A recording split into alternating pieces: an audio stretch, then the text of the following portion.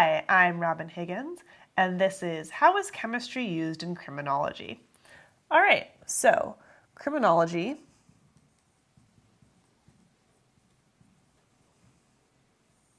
is basically the science of figuring out who did crimes. And actually, chemistry is used in tons of different ways. Almost every single thing that we do to try to catch someone involving evidence of some kind of chemical nature, we can figure out with a different lab technique. So let's go over a few.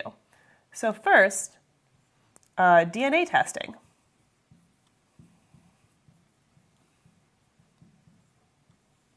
So only a few decades ago, there was no way to do DNA testing. But now, if they have a sample of your DNA, they can attach it to a crime that you committed if you left any at the crime. So let's say that you are having lunch, and then when you walk back to your car, you're getting a parking ticket, and so you murder the parking attendant. Well, if you leave any DNA, they can DNA test you, and they'll convict you of guilty. So another way they can do it is drug testing.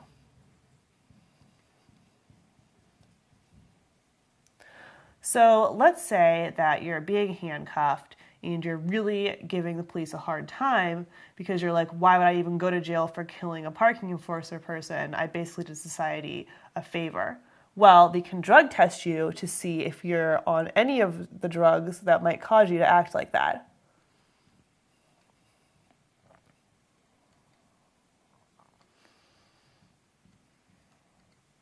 So drug testing really helps in criminology. Also, if you're on probation, you fail a drug test, that can put you back in jail. So another way they can do it is through fabric testing. So let's say you're actually like, that was not me, that was my doppelganger, and I would never murder a parking enforcement person.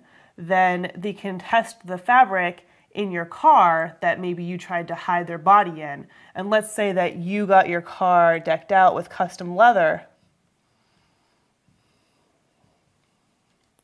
They can actually do fabric testing to find out exactly what type of fabric and have a match to the parking enforcement person's body.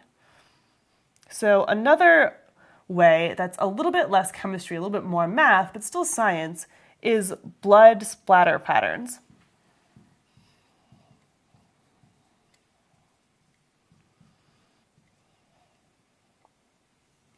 So what if you're like, there's no way that that could have been me that murdered that parking person because I was actually coming from the left side of the street?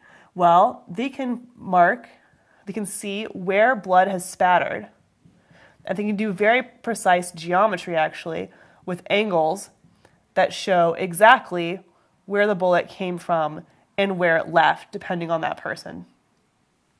And then one final but very important way that chemistry helps criminology is decaying bodies.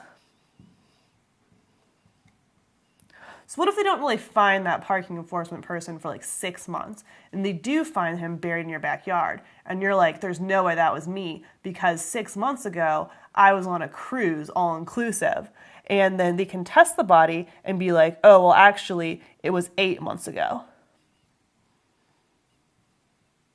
And so once you die, your body goes into a very specific set of decay rules, and different animals are attracted to your decaying body at different times, which will really affect the rate of decay, and so you can map it up onto a timeline.